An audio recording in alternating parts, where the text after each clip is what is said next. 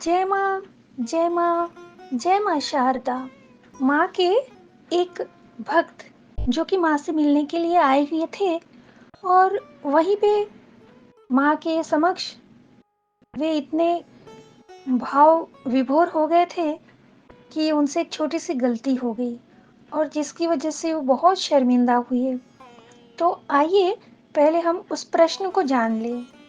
प्रश्न कुछ इस प्रकार है, माँ, गलती से पूजा के लिए रखे घी के पात्र में मेरे पाँव लग गए। छी छी, यह मुझसे क्या हो गया माँ।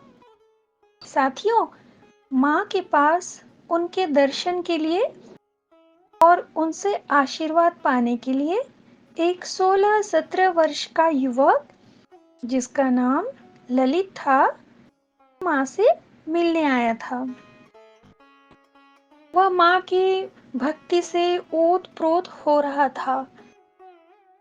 विह्वल होकर माँ से बारंबार प्रार्थना कर रहा था, माँ, मुझे अपने श्री चरणों में स्थान दीजिए माँ। अगर आप मुझ पर कृपा नहीं करेंगी तो मैं इस स्थान से नहीं उठूंगा, इस स्थान को छोड़कर नहीं जाऊंगा। यह इस उम्र के बच्चों में एक भावावेश होता ही है और वे अपनी भक्ति को इस प्रकार से माँ के समक्ष रख रहे थे और इस प्रकार वे अपनी संवेदनाओं को व्यक्त करते हुए बिलखने लगे।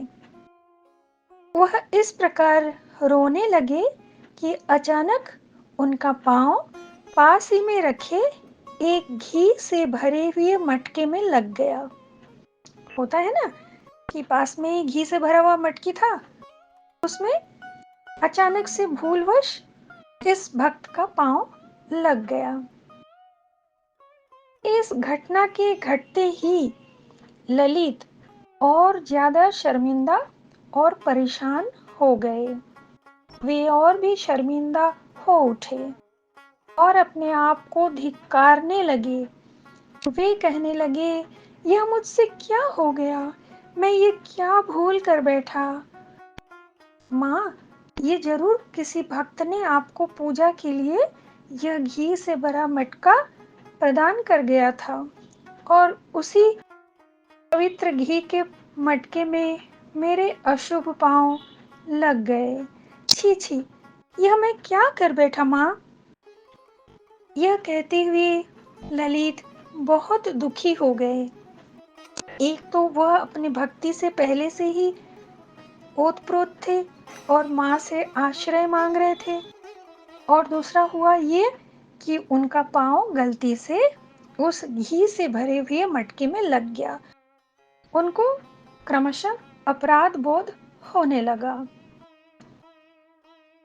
माँ वहां उपस्थित थी और कुछ पूजा वगैरह के काम में वे व्यस्त भी थी, लेकिन ललित के इस तड़प को, इस बिलखते हुए भाव को देखकर माँ ने ललित के सरल स्वभाव व तड़प को देखकर वो भी व्याकुल हो उठी। उन्होंने ललित को प्यार से कुछ इस प्रकार से समझाया, बाबा, तुम अपने मन को मत कोसो, यह भूलवश हो गया है। अनजाने में ही तुम्हारे पांव घी के भरे हुए उस मटके में लग गए। तुमने जानबूझकर थोड़ी किया है, कोई क्या जानबूझकर ऐसा करता है। यह तो अचानक तुमसे हो गया। तो क्या हुआ, आखिर यह पांव भी तो सृष्टि के द्वारा बनाया गया शरीर का एक विशेष अंग है। यह दो पांव भी तो मनुष्य शरीर का एक बहुत ही महत्वपूर्ण अंश ही तो है। अतः तुम दुखी क्यों हो रहे हो बाबा, तुम दुखी मत हो। माँ की सांत्वना भरी बातें सुनकर ललित का आंतरिक कष्ट कुछ कम होने लगा। माँ ने कितना बड़ा अपना मन दिखाया, तभी तो वे देवी थी, तभी तो वे माँ दुर्गा थी, तभी तो वे माँ काली थी। माँ की सादा सरल बातें सुनकर और समझाने का तरीका देखकर वहां उपस्थित सभी भक्त चकित रह गए। ललित के मन को भी शांति मिली।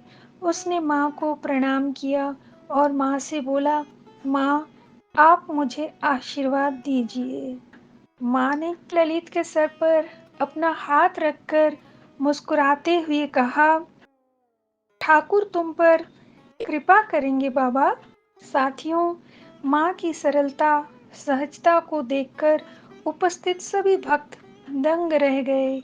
माँ ने परिस्थिति को कैसे संभाल लिया, जैसे कि वह अपना स्वयं का बच्चा हो, और व्याकुल हो रहे ललित के संतप्त मन को भी समझकर माँ ने उसे शांति प्रदान कर दिया। यही होता है दिव्य शक्तियों का प्रभाव एवं कार्य। साथियों, आशा करती हूँ आज का यह प्रसंग आप लोगों को जरूर अच्छा लगा होगा। यदि अच्छा लगा है तो मेरे चैनल को कृपया लाइक शेयर करें, और पहली बार आए हैं तो चैनल को सब्सक्राइब भी कर दीजिएगा। ज़्यादा से ज़्यादा शेयर जरूर कर दीजिएगा, ताकि यह सब ज्ञान आपके भी माध्यम से ज़रूरतमंदों तक फैल सके। तो बस आज इतना ही। जय माँ शारदा।